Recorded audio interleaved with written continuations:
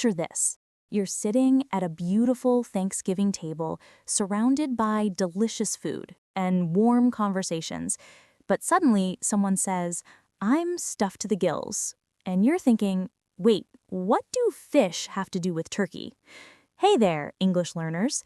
I'm Cindy, and welcome back to English Talknest, your cozy corner of the internet where we make English learning feel like coming home. Today, we're diving fork first into one of America's most beloved holidays, Thanksgiving. And trust me, by the end of this video, you'll be ready to navigate any Thanksgiving dinner conversation with confidence and style. Now, here's the thing. Thanksgiving isn't just about eating turkey and pie, though there's plenty of that. It's about the conversations, the laughter, and yes, the very specific phrases that English speakers use during this festive season. Have you ever watched an American movie set during Thanksgiving and felt a little confused by the expressions people used? Or maybe you're planning to spend the holiday with English-speaking friends and want to sound natural and confident. Well, you're in exactly the right place. Today, I'm going to unlock the most essential Thanksgiving phrases, idioms, and expressions that will not only boost your vocabulary, but also help you understand the culture and spirit of this special day. So grab a cup of tea, or maybe some leftover turkey if you've got it, and let's get started. All right, let's start where Thanksgiving truly begins, at the table, surrounded by mountains of delicious food. Now, you probably already know the basic Thanksgiving foods: turkey, stuffing, mashed potatoes. But what we're really going to focus on today are the phrases and expressions that native speakers use when they're enjoying, or sometimes over-enjoying, all that amazing food. Let's start with that phrase I mentioned earlier, stuffed to the gills. This is such a common Thanksgiving expression. The word gills refers to the breathing organs of fish, those slits on the sides of their heads.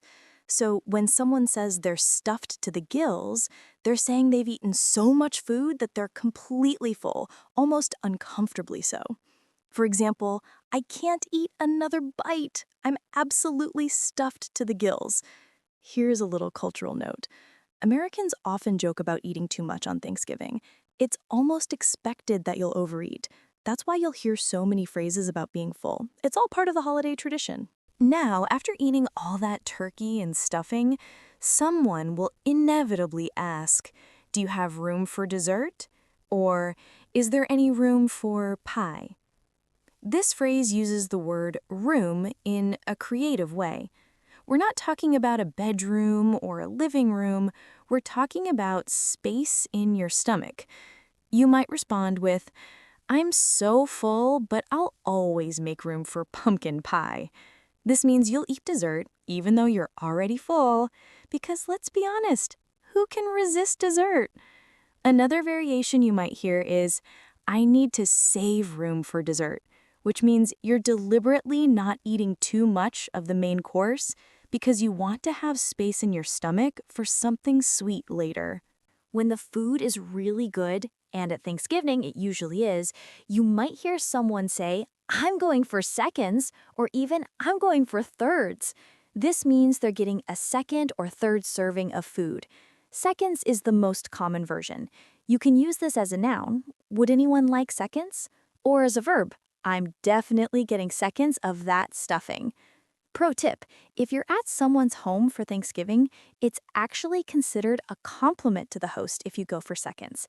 It shows you're really enjoying the meal. Now let's talk about the actual foods on the table and how to discuss them like a native speaker. Turkey. This is the star of the show. But here's what's interesting. We don't just say turkey. Native speakers will often specify what part they want. For example, "I prefer dark meat, the legs and thighs. It's richer and more flavorful." Or, "I like white meat, the breast. It's leaner and more mild." "Can I have a drumstick?" That's the leg portion that looks like a stick. You might also hear someone say, "Who's carving the turkey?" Carving means cutting the turkey into slices and pieces to serve. This is often a special job that one family member does. Stuffing is a savory mixture of bread, herbs, and sometimes vegetables or meat that's cooked inside the turkey or alongside it. Some people call it dressing instead of stuffing, especially in the southern United States. You might say, the stuffing is my favorite part of the meal. Or, this stuffing is so flavorful. Cranberry sauce. This is a sweet tart sauce made from cranberries. It's that bright red side dish that Americans love to serve with turkey. You might hear, don't forget the cranberry sauce, or pass the cranberries, please. Mashed potatoes. These are potatoes that have been boiled and mashed until they're smooth and creamy. Often they're served with gravy.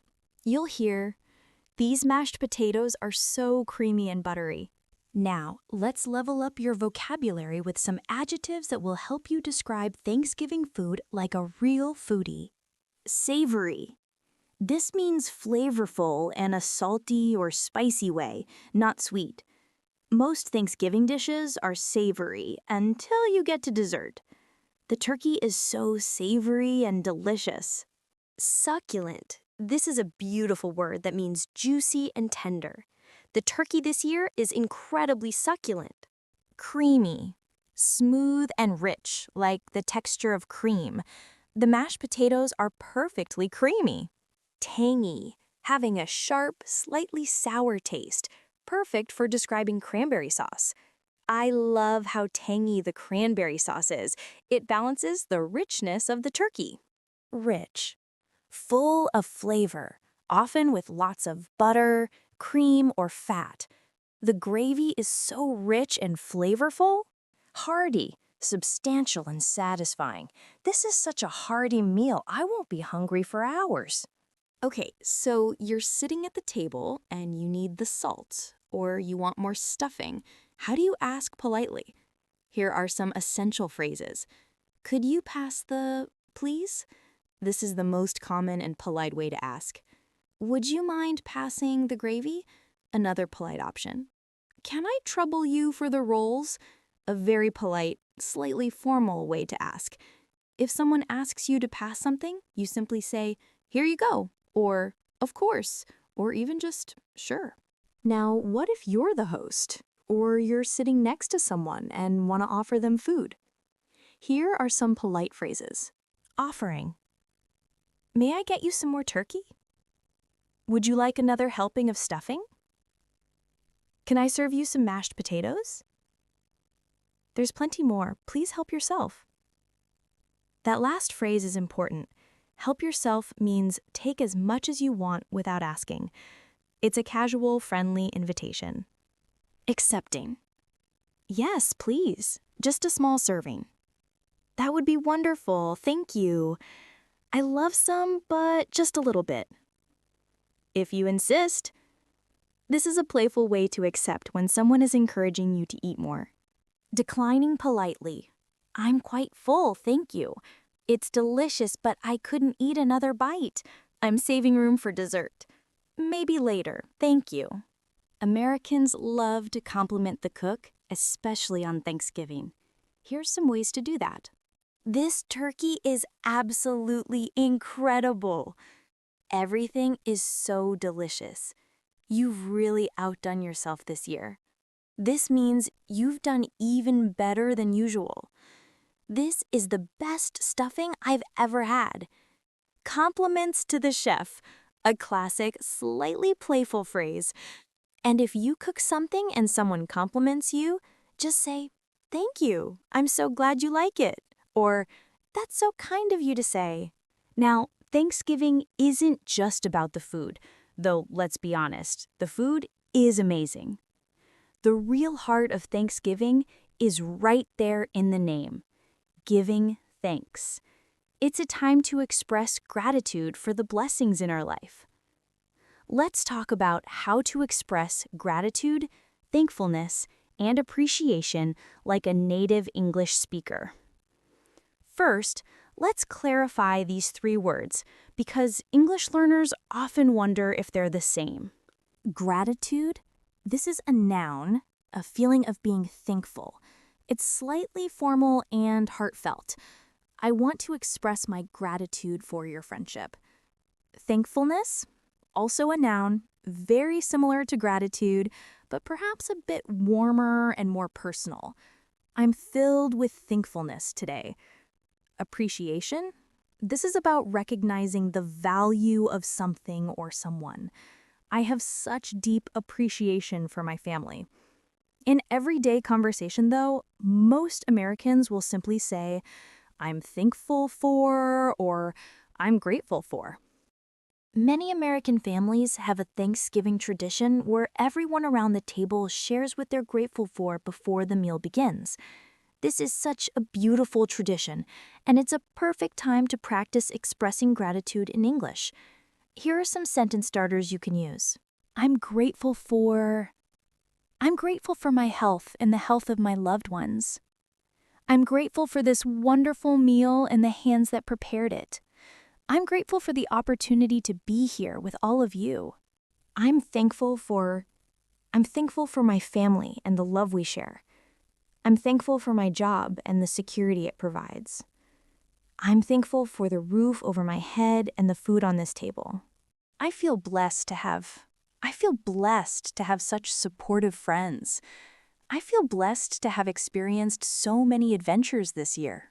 My greatest blessing this year is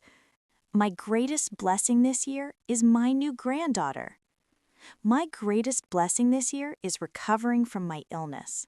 I appreciate everyone who has supported me through this difficult year. I appreciate all the small moments of joy in my daily life. Here's an interesting cultural note. Americans tend to be quite open about expressing gratitude, especially on Thanksgiving. It might feel emotional or even a bit uncomfortable if you're from a culture where people are more reserved about feelings. But on Thanksgiving, it's completely normal, even expected, to get a little emotional when talking about what you're grateful for. You might hear someone say, I'm getting a little choked up, which means they're so emotional they can barely speak. Or someone might say, pass me a tissue, if they start crying from happiness or gratitude. Let's explore some more advanced ways to express thankfulness. I can't express how grateful I am for... This shows that your gratitude is so deep, words can barely capture it. I'm fortunate to have... Fortunate means lucky, blessed by good fortune. I count my blessings and you're one of them. To count your blessings is an idiom meaning to consciously think about the good things in your life. I don't know what I'd do without. This emphasizes how important something or someone is to you. I'm indebted to. This is quite formal and means someone has done so much for you that you feel you owe them something in return. Now let's talk about the phrases you'll hear exchanged as greetings and during toasts. Basic greeting. Happy Thanksgiving. Simple, classic, and you can't go wrong with this one. You can also say, have a wonderful Thanksgiving. Wishing you a blessed Thanksgiving. Happy Turkey Day. This is informal and playful. A toast is when someone raises their glass and says something meaningful before everyone drinks together. It's a tradition at many holiday meals. Here's how to make a toast. First, you get everyone's attention by gently tapping your glass with a spoon or simply saying, I'd like to propose a toast. Or, can I make a toast? Then you say something heartfelt. Here are some examples. Cheers to family and friends. Cheers is what we say when clinking glasses together. Here's to health, happiness, and another year together. Here's to is another classic toast opener. To gratitude, good food, and great company. Notice the pattern. 2 plus 3 things you're celebrating. May we have many more Thanksgivings together. Using may expresses a wish or hope for the future. Let's give thanks for this beautiful day and all the blessings we share. After someone makes a toast, everyone says cheers or hear, hear, and takes a sip of their drink. Then you might gently clink your glass with the people sitting near you. What if someone thanks you directly? How do you respond graciously? You could say, You're very welcome. It's my pleasure. I'm happy to do it. Anytime. Casual and warm. The pleasure is all mine. A bit more formal and old-fashioned, but lovely. If someone expresses gratitude for your presence or your friendship, you might say, "That means so much to me. I feel the same way about you. I'm grateful for you too." If you're sending a text message, email, or card to wish someone a happy Thanksgiving, here are some phrases you can use. Wishing you a Thanksgiving filled with joy and gratitude. May your Thanksgiving be abundant with blessings. Grateful to have you in my life. Happy Thanksgiving. Sending you warm wishes for a wonderful Thanksgiving celebration. Count you among my many blessings this Thanksgiving. Sometimes at Thanksgiving dinner, you'll be sitting next to someone you don't know well, or maybe you want to start a conversation. Here are some Thanksgiving-appropriate conversation starters. What are you most grateful for this year? Do you have any special Thanksgiving traditions? What's your favorite Thanksgiving dish? Are you doing anything special after dinner? Many families watch football or go for a walk. Have you been to the Thanksgiving parade? Referring to the famous Macy's Thanksgiving Day Parade in New York City.